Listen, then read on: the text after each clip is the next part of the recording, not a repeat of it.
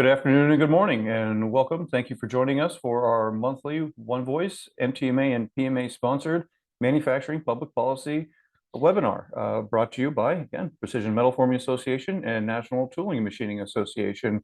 Our colleagues over at Bracewell had some travel delays and were unable to join us this morning, but I am joined by my colleague, Lauren Baker, founder of the Lauren Baker Group. Someone that some of you have gotten to know very well over the years, has decades of experience working here in Washington, D.C.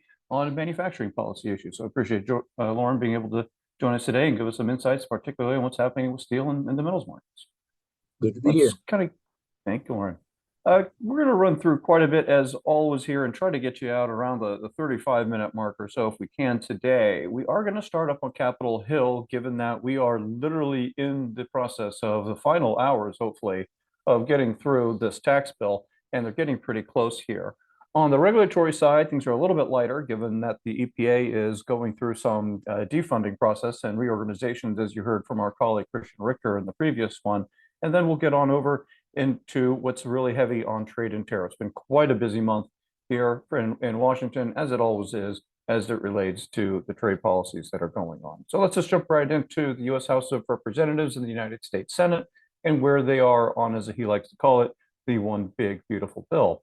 The Republicans in the House and Senate are at the finish line right now, hopefully, on this reconciliation tax package. Just to refresh everyone's memory here, if Congress does nothing by the end of this year, we're looking at $4.6 trillion worth of tax increases. Your 199A 20% deduction that we fought for in 2017 goes away for all you pass-throughs, and 2/3 of our members are structured as LLC, Subchapter S, or some kind of a pass-through entity. So it's very significant. If Congress does nothing, the 37% goes back to 39.6 for the individual rate. R&D tax is already in effect. You can't expense anymore your R&D since January of 2022. Bonus depreciation has fallen to 40%, all under that old tax law. So Congress has a lot of work to get done here. The president has set a July 4th deadline. He wants this massive legislation that includes $4 trillion or so worth of tax policy, and also trillions and billions worth for energy, immigration, border, and other policy priorities for the Republicans, and also increases the debt ceiling, the borrowing limit for the nation, by $5 trillion. All of this is trying to get done here on very short notice. As you see here, the House passed the Republican bill last month at a 215-214, and they do not have much margin to spare. We saw that Nick LaLolita this morning, he's a Republican from New York who cares about state and local tax deduction, said he's a hard no. We already know that Thomas Massie from Kentucky is a hard no on this bill on the House side. And so that doesn't give much more room, in fact, to give one more vote, maybe two, depending on how Democrat attendance looks.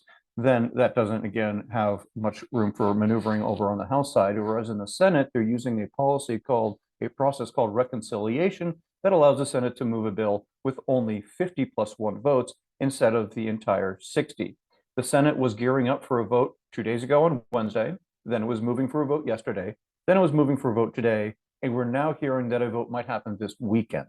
It's unclear that that could happen on Saturday, and I personally don't believe that it's going to happen this weekend. I think it's going to slip into Monday. So if the Senate were to vote on this large tax bill on Monday, that would trigger a 72-hour rule over on the House side, unless they waive that, which means July the 3rd would be the vote in the House, and that would bring this big bill over to the president for signing on July the 4th. He made it very clear yesterday to lawmakers that he wants a signing ceremony to coincide with the July 4th celebrations that are already planned, and this is part of it. The president obviously likes those kinds of symbolisms, which is what is driving this train forward. So let's compare what's in the House, what's in the Senate. How do these two look? We mentioned that 199A deduction, that's currently at 20% until the end of this year. The House provision that passed makes it 23% and makes it permanent, whereas the Senate is still stuck at 20%. It did not go higher. The NTMA and PMA signed a letter on Wednesday night that went up to the Senate yesterday morning that called on senators in this weekend's final negotiations to take it up to where the House is, and that 23% permanent 199A deduction would lower the effective tax rate for thousands of our manufacturing, not thousands, but among our manufacturers within the association, 2/3 of them, 64% report that they are a pass-through. So hitting 23% would be very significant for our members. This next one has been what we've been working on, part of it quietly, much of it public. Section 174, this is not the R&D tax credit. This is not the tax credit. This is something else that dates to the 2017 tax law, where you must amortize over 5 years and capitalize your R&D activities, regardless of whether or not you're claiming the R&D credit. This is a tax on manufacturing R&D to the tune of about $250,000, 239,000 is what our One Voice joint survey has told us that it has been costing you all. What the House does is it allows for full R&D expensing for 5 years, for 2025, retroactive to January 1 of this year, and through December 31st of 2029. The Senate makes R&D expensing permanent, which is what we wanted. In addition, we've been quietly working with a couple of Senate offices on another special provision for small businesses. That's what you see here in the center of the screen. The Senate has language that for small businesses with up to $31 million in gross receipts, you are going to be made whole on research and development expensing, meaning all those taxes you've been paying since January 1, that quarter of 2022, that $250,000 you told us, you are going to be made whole, most likely over several years on foreseeable future tax returns.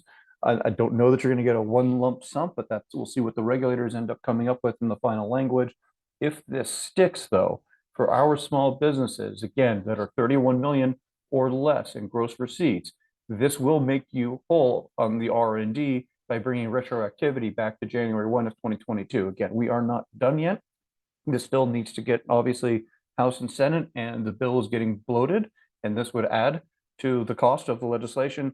But again, this is exactly what we've been working on behind the scenes here for the last couple of weeks, and we'll see if this sticks. The other one is bonus depreciation, similar to that tracks over to what they did on R&D in the House. They take that back up to 100% full expensing for 2025 through 29, whereas the Senate makes it permanent. The 163J for your business interest loan deduction on your EBITDA, it does reinstate the depreciation amortization in the House, 5 years. In the Senate, you get full EBITDA starting in January 1 of this year, and it makes that permanent. One thing we also want to note here is on the expensing side for small businesses, the House does have a gross receipts test that goes up from $25 million of the current law to define a small business as those with $80 million of gross receipts. Now that's adjusted for inflation based on the 17 baseline, bringing you to about $100 million or less. And why that's significant? Now jump to the top of this slide. If you are considered a small business, then under that gross receipts test, you are permitted then to take, in most cases, the Section 179 small business expensing, which is currently at 101.25 million. It gets doubled in both chambers. It's already permanent, but this doubles it with a phase down at 4 million. So that's also very generous. That's in here. You see the estate tax is 15/30, individual couple. That'll be indexed for inflation. It's the SALT deduction cap. The text message that we got this morning from one of our news outlets here in DC showed that there is a deal between the White House and at least House Republicans that the White House says will take a $40,000 SALT cap that'll be for 5 years. Senate hasn't signed off on it. Not the entire SALT caucus in the House has, so that's still to be determined. But this is a pretty significant bill, which is why we've called on our members to reach out to their senators and to reinforce that they need to get this bill done, primarily with an emphasis on getting that 20% on the 199A up to 23% from 20%. So we do call on our members, if you haven't already, log on onevoiceinfo.org, take action. The link down at the bottom right, send a letter to your senator. They're literally going to vote potentially on Monday with the vote-a-rama, maybe initiated over the weekend in order to get this over to the president by July 4th. So we are on the cusp of getting this done, our top legislative priority that's here and now. For those of you that are involved in defense and in education and workforce and other areas reliant on government spending or have an interest in that, a quick update here on where we are in the fiscal year FY 2026 appropriation cycle. The House, from what appropriators are indicating, is that they're hoping to get all their appropriations bills done out of the full House by the August break, assuming they get reconciliation done next week after the House's calls back from their premature here July 4th break. Since the House's committees have already passed the defense bill, agriculture, they're working their way through Homeland and labor, through Ledger Branch. So they're getting pretty close. But from everything we're hearing from the Senate, they're going to start moving in July. But Collins, she said that they're not going to issue a top line until they see what the reconciliation bill is spending and what it's cutting. So we're still back. I give it less than a 50% chance we get spending bills at all for fiscal year 2026. And I give it virtually no chance that we get them all done or any of them done ahead of the September 30th deadline, the way things are heading right now. But we'll see where we go. All right, off to the races. We're going to run through a handful here. And we did have both our association heads, Roger Atkins from the National Tooling and Machining Association and David Klotz from the Precision Metal Forming Association testify this Monday here a few days ago on June the 23rd over at OSHA. The Federal Occupational Safety and Health Administration is working potentially on an outdoor and indoor heat rule that was left over from the Biden administration. The Biden folks, before they left, scheduled this hearing that began on June the 16th and is running all the way for a couple of weeks here until July the 1st, I believe, is the last, I think it's the last day of hearings coming up next week. What they're considering is whether or not to move forward with this rule that prescribed that under the initial heat trigger, when it reached 80 degrees indoors heat index, then you would initiate a number of requirements on businesses, including offering a 15-minute break every 2 hours to employees. And then as we got to the 90-degree heat index as well, that was the high heat trigger that would have mandated they take those 15-minute breaks, would have also mandated potentially they have water at every workstation, including prescribed at a 60-degree Fahrenheit temperature. They would have required a different kind of weather acclimatization to ease employees back on. So there's some talk here in Washington among some folks about whether or not, given that we have a Trump administration, it might be in our best interest to actually move forward and try to have a regulation put into place while we have a more reasonable administration. Because what we're seeing, we have Arizona, California, Minnesota, Colorado, a number of states, it's pending in New York and Maryland, their own heat rules, which would basically create a network across the country of different rules for those with multiple facilities to have to comply. And getting a federal standard might also create a little bit more certainty for the regulated community when you have an OSHA inspector of what is expected of you. So those conversations are happening right now, and we will see whether or not they decide to move forward in the rule. In the interim, OSHA is providing heat prevention resources, as they have. Both administrations have done this for the last decade. We've seen them mostly since this 18-17 time range, maybe last year or two of Obama. But these are not requirements necessarily. So we're not putting up your posters that you've got to put up, but these are typically guidance. And when you're getting guidance from the OSHA, it's typically something you're going to want someone on your EHS team or at least supervisors to be able to review and understand that these materials that are being made available. As you notice that machine operators and factory or production workers are also in there as well as you look at recruiting for young workers. This is also important this time of year as you're onboarding some individuals that might be just letting out of school and starting to take on full-time work over in the summer months. And this goes back to their posters that are easy to put out there and some of their first aid. What OSHA started to do a couple months ago is they're putting out a daily email with just ideas and things that you do. So this week, a couple of days ago, they did one saying, do you have an emergency response procedure in place? This is one of them that they put out and saying, here's a poster on first aid for illness in case you have an incident. So they're trying to work with the regulated community in more of a supportive measure at this point. And that brings us here to this emphasis that was just posted this morning or yesterday from the Department of Labor on OSHA. Those of you who are familiar, what we just talked about on heat, that is a rule. So rules and regulations will apply nationwide at the federal level. They go through a process and they're in place until they aren't. Then there's a national emphasis program and a regional emphasis program. Regional is like it sounds. It'll be Missouri, Illinois region, whatever is the region office. For OSHA, we'll put out a directive. So for example, you're on a heat one or on a hearing one right now in the Missouri area. But this is a national emphasis program for amputations in manufacturing industries focused on preventing amputations in the workplaces, and also does provide those, though, that have been through been under an inspection in the previous 24 months without any reported incidents, you can be deleted from the inspection list. So please make sure that your EHS team or someone's aware that these is going to be, when it's a national emphasis program, it's effectively a directive to the OSHA inspectors that they need to be on the lookout and take additional note of this being a priority for them. So they might ask about processes and procedures, which then will lead you to a lockout tagout potential situation there as well. Also on the labor side, this is a little bit of trade, but we threw it on here on the labor side since this is, I think, only the first or second time that the Trump administration has moved in their second iteration here under the USMCA, under the labor review process, and also wanted to note that this is a seamless steel pipe facility in Mexico where the Department of Labor and the U.S. Trade Representative have filed a petition with the Mexican Union saying they've systematically denied the members' rights to freedom of association and collective bargaining. So even under the Trump administration, note that they are still taking a look at those pretty closely. And this is one that's going to be helpful for those that need to look at recent opinion letters. This is an idea here behind less regulation might lead to more opinion letters issued from the Department of Labor. They're going to consolidate them, especially the wage and hour division and the OSHA ones that are going to impact our members are now going to be in one place. And that will help with the compliance, especially as they put those out. An opinion letter is effectively when an individual company or an organization requests a determination without going through a rulemaking procedure. But those opinion letters can have effectively that force of regulation in of themselves, because the OSHA inspectors and others will use those as part of guidance, as will wage and hour division there as well.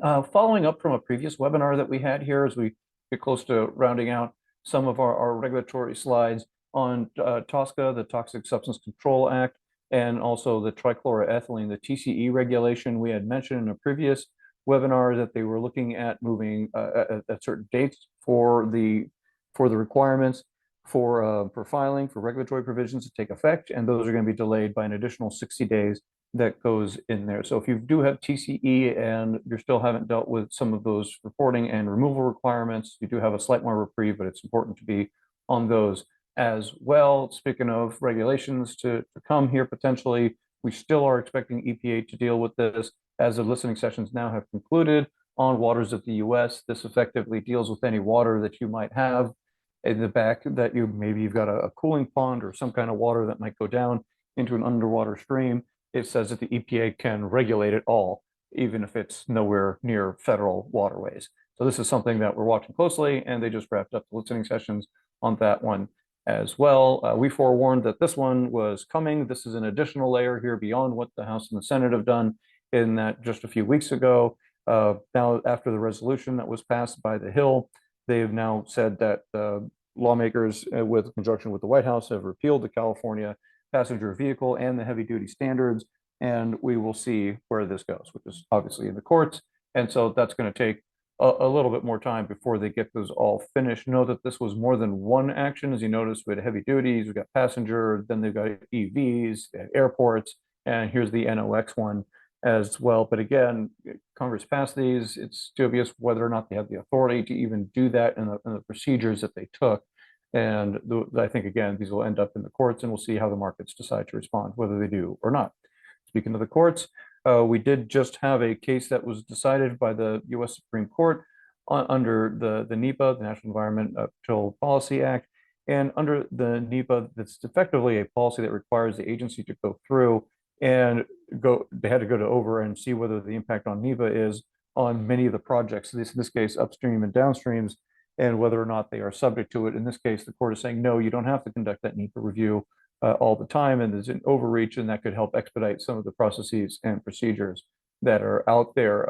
Before we leave regulations, and the next slide here, we're going to tariffs, and Lauren's about to jump in a minute or so, but do just want to flag that on the issue of energy and permitting processes, because transmission lines and getting the energy moving over to manufacturers and industry has been really critical. But what happened is they just bounced out the provision that would have dealt with permitting expediting out of that big reconciliation bill on tariffs that taxes that we talked about rather. So that's going to have to move on at a later time. But just be forewarned, that's going to be a minute or so. Lauren's going to jump in on the next slide and start talking about steel, but I did want to flag what's to come. We're going to have our next webinar coming up, as we always do, on Friday at the end of the month. It's going to be on Friday, August the 1st at noon Eastern. But even ahead of those, we've got some major deadlines coming up. We have those reciprocal country tariffs that are currently at 10%, scheduled to go up on July the 9th, potentially to 50% on the EU, and how we could potentially look at the impact of all of these tariffs that are out there. What we might also look at is the EU's retaliatory tariffs coming into place on July the 14th if there's no deal between the United States and the EU, with that threat of 50% tariff being out there. The Canadians have said that they wanted a deal within 30 days of the G7 that schedules that at July the 21st. is when the Canadians want a deal on their tariffs. And as we'll talk about in a minute, you've got the the Court of Appeals that is going to have a hearing at the end of next month over the legality of these International Emergency Economic Powers Act. Tariffs may go up on China in August, and then we've got the USMCA talk. So a lot of uncertainty. And speaking of that uncertainty, Lauren, much of it just came with a flip of a switch. The president doubled tariffs on steel and aluminum. Exactly. Everybody but the UK got a 25% increase, up from 25% to 50% on steel and aluminum and derivative products. And in the case of derivatives, that applies only to the steel or aluminum content, and the balance would be subject to any reciprocal tariff. The increase took place in June the 4th. The imports from the UK remain subject to 25% tariff through July the 9th, but then everybody thinks we're going to go to a tariff rate quota system based on the so-called deal that they've cut. Nobody has seen any details of that, but everybody says we have a deal. Next one, Omar. Okay, so we have a process in place for adding derivatives to the tariffs, and they did add some recently, including some strange ones: household appliances, dryers, washing machines, dishwashers. You name it. You can read the list here as well as I can. Hard for me to imagine why those are problems for national security, but there we are, and they're now on the list. Okay. The other thing, if you're using aluminum, you need to be aware of this, because Customs and Border Patrol just issued some guidance. If you don't know where your aluminum was smelted or cast, they are going to assume that it's from Russia. And that means it will be assessed at 200% duty under 232, as opposed to whatever the duty would be otherwise. So pretty important that you know where your aluminum is coming from to avoid that 200%. It is. And Lauren, just stay on for a second, because we did just get a question on 232, and I think it's more of an insight than a straight question. What does the administration use to track the effectiveness of the Section 232 steel tariffs on manufacturing? Once foreign steel became subject to tariffs, domestic steel mills have increased prices, which has not helped kickstart manufacturing in the US. And Lauren, they've acknowledged that even the tariffs didn't work, that's why they doubled them, and they created another derivatives process. But I think that's insightful right there in of itself. Yeah, I think you're absolutely right. It's pretty clear, I think, from history and from most trade experts that tariffs are taxes, and they get paid not by the country that's importing, but by the importer of record or the end user, one way or the other. And lots of times that winds up at the consumer level. But even if it doesn't wind up at the consumer level, it's paid by the user, you guys, for example, and that cuts into your ability to continue to invest in your business. So absolutely. They don't, the bottom line is, President Trump believes that tariffs are paid by the countries, and he believes they are a source of revenue. They are a source of revenue, but unfortunately, it's the revenue comes out of the U.S. economy. Yeah, that's exactly right. And to exactly that point, the president just doubles down on the tariffs, and we have seen the increase in prices. Our team over at Bracewell does a great job of putting together their steel chart, and we've been sending that all over the Hill.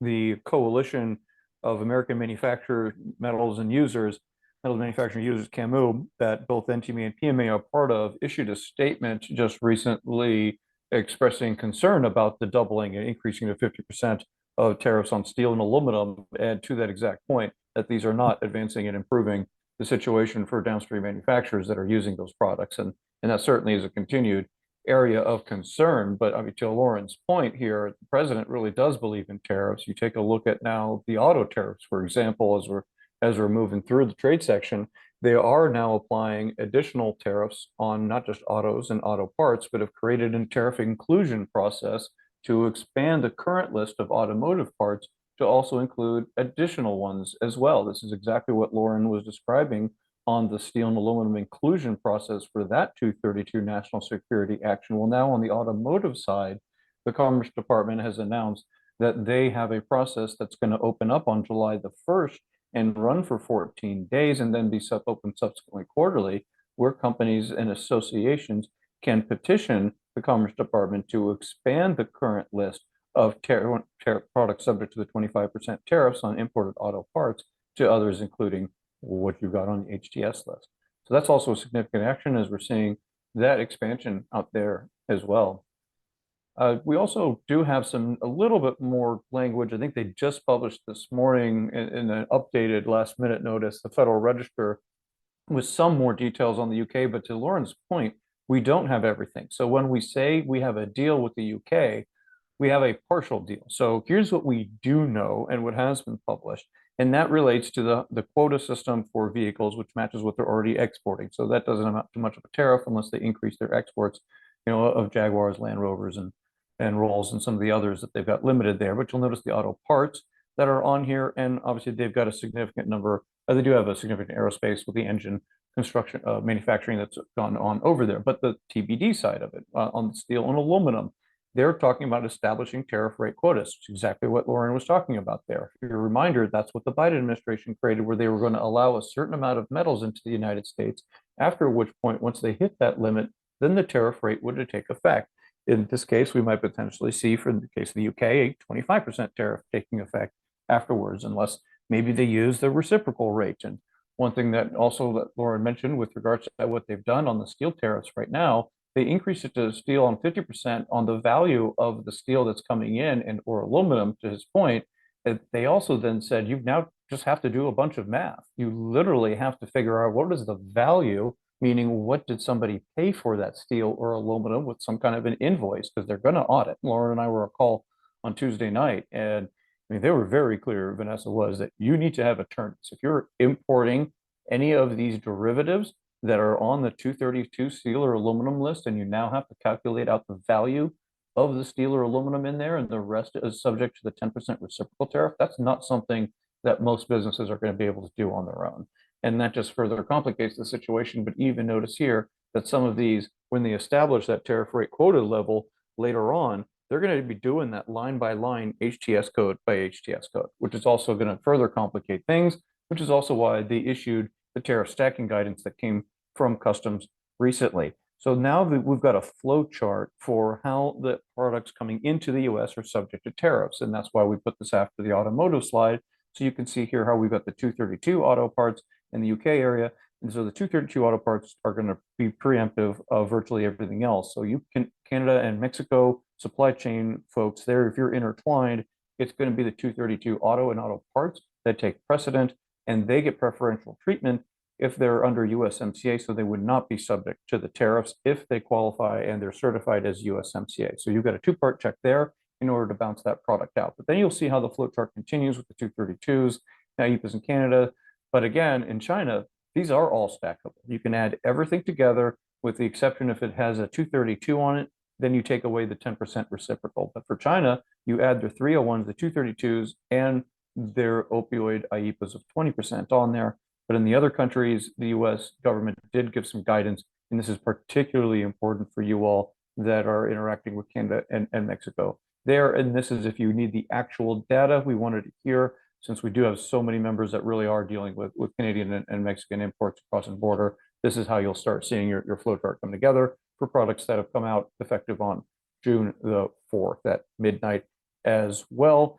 And then when you take a look at that prioritization, it comes back here and says that this here we mentioned, I think last time we might have, if we didn't, we alluded to it, it was coming, that the 232 steel and aluminum may apply to the same article. So this deals with a clarification that was asked of CBP a bit ago of whether or not that a product can be on both the steel list and the aluminum list and be subject to both tariffs. And the answer is yes. You can have that product be subject to the value on the steel in the product and the aluminum in that same product, even if it doesn't appear on the other HTS code.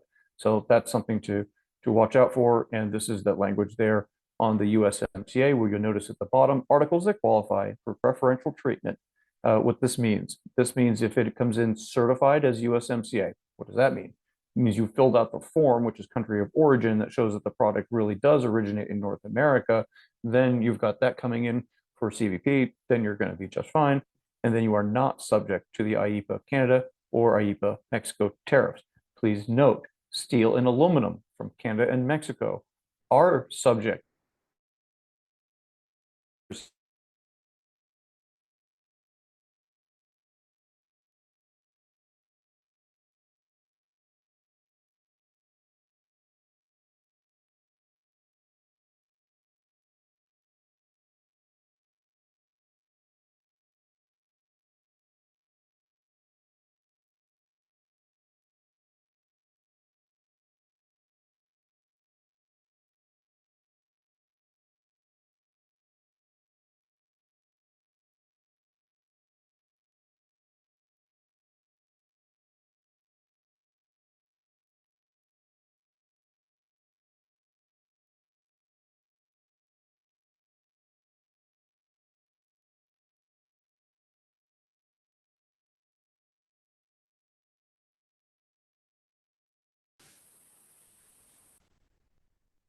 Sorry about that all. I think I got bounced out.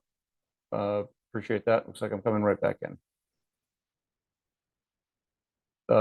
Christy or somebody, if you want to just text me, make sure, or send me a note here in the chat that we're still good to go, and I will continue to proceed. Not sure why I got bounced out and put back in, but thank you for your patience, everybody.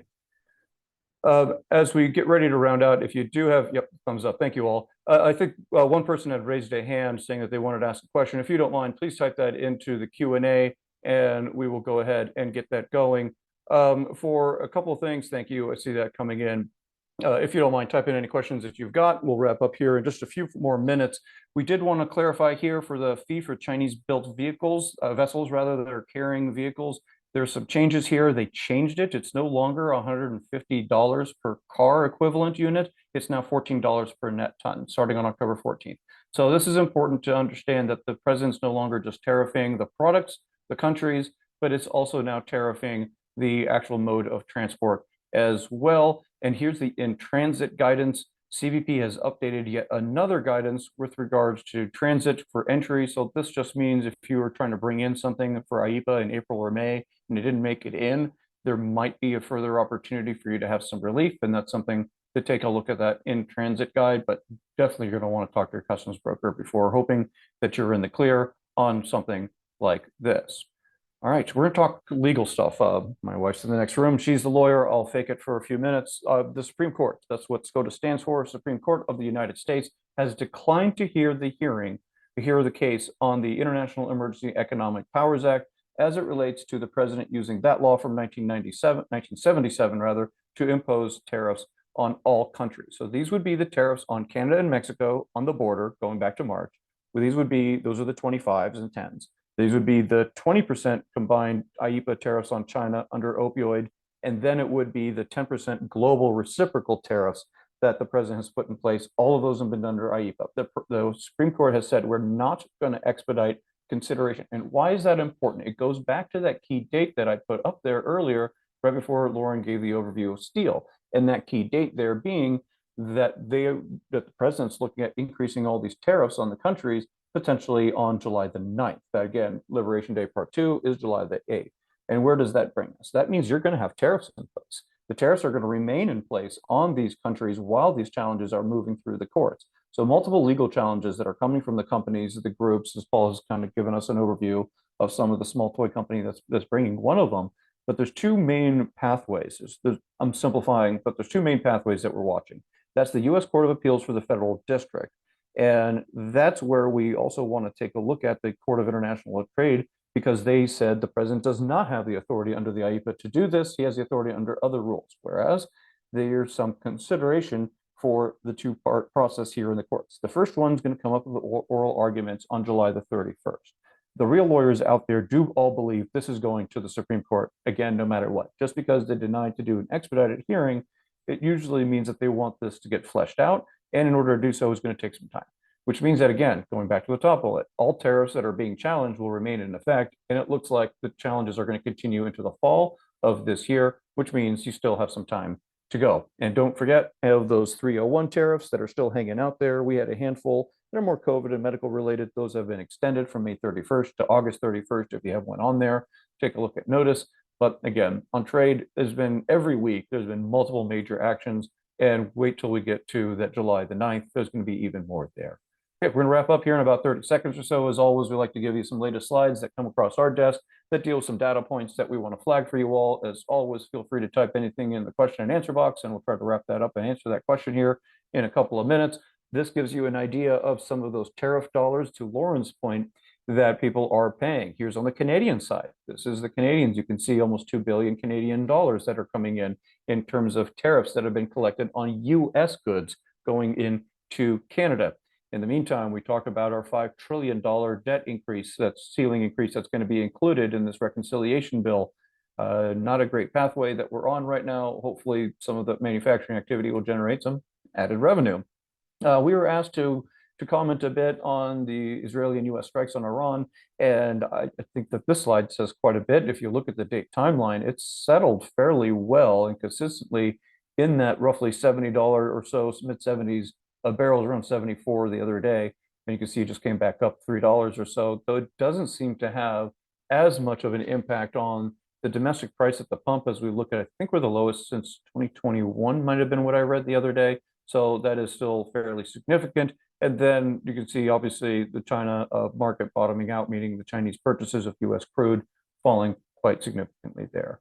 As always, you can stay connected with One Voice in multiple ways. We do have our monthly webinars that you're on right now. Our next one will be on Friday, August the 1st at noon Eastern. We do also have our podcast. We recorded one the other day where we did a deeper dive on some of the issues, especially as it related to taxes. And that process, as it comes to fruition, will continue to do so. Those of you that have generously supported us over the years, thank you for that. Continue, please, to do so. As you can see, I mean, we're on the cusp of getting this huge tax bill done. If we can get that small business, making people whole for those companies, that is a significant injection back into our industry that we've been working hard for. And even if we can't, getting just even all these things made permanent will provide some stability for all of our manufacturers. So I appreciate all of your support throughout this workout campaign. Please do that. Action alert. Happy to stick on the line here and answer any questions. Appreciate your patience for Zoom kicking me out. At least it got me back in quickly. As always, feel free to type in any questions that you've got in the Q&A. And if not, we can always take any questions afterwards. We saw one come in here. Is there any concern that Canadian steel and aluminum producers will go out of business due to the tariffs? I'm happy to jump in here, Lauren, if you'd like to do as well. I know Jennifer on your team has done a lot of work on the Canadian side. I'll let you start first if you'd like. Yeah, I don't know that we're concerned about them going out of business. What we are concerned about is, particularly in some types of steel, Canada is the preferred supplier when we can't get enough in the U.S. And so we're very concerned about that being able to continue to get that product from Canada, because it's high quality and it's right next door. So I haven't heard any concerns about mills potentially going out of business, though. No, but to that underlying point, that unified, whether it's aluminum, of which we get anywhere from 50 to 70% of it from Canada, or to your point, some of that, I think is a bar and rod, I think that you're looking at in some cases from Canada. It's a particular type of wire rod called cold heading quality wire rod. Yeah, exactly. So that message to the White House is increasing, but my sense is the Canadians might not see some relief, whether on steel and aluminum 232 tariffs, and possibly on, at least let's stick with steel and aluminum tariffs, until we get closer to not only the deals that the Canadians want to cut by the 21st of this next month and whatever Mexico's doing, but also in the context of USMCA. There's just a lot on the table with melted and poured, smelted and cast that the US is trying to impose. So I think you're going to have uncertainty in the North American metals market until we get into the fall, when the real negotiations happen in September and October. Yeah, there's some underlying talk that both Canada and Mexico will be seeking some sort of a tariff rate quota relief similar to the UK, but no real indication yet of whether the administration's interested in pursuing that. And in fact, just yesterday or today, I read that 5 Democratic members of Congress have already written to USTR in protesting the potential for Mexico to get some sort of relief. So there's a lot, as you said, Omar, a lot of tension going on, and we won't have much clarity before the fall at the earliest. Yeah, I heard last night that the White House is in the process of getting ready to publicize additional 232 cases on top of the ones that are already made public. So there's more to come here. Any other questions? Anything else that we need to cover or provide more details on? None come through. Thank you all for your time. Enjoy the weekend, enjoy the holidays, and we will talk to you on Friday, August the 1st at noon Eastern. Thank you. Thanks, everybody.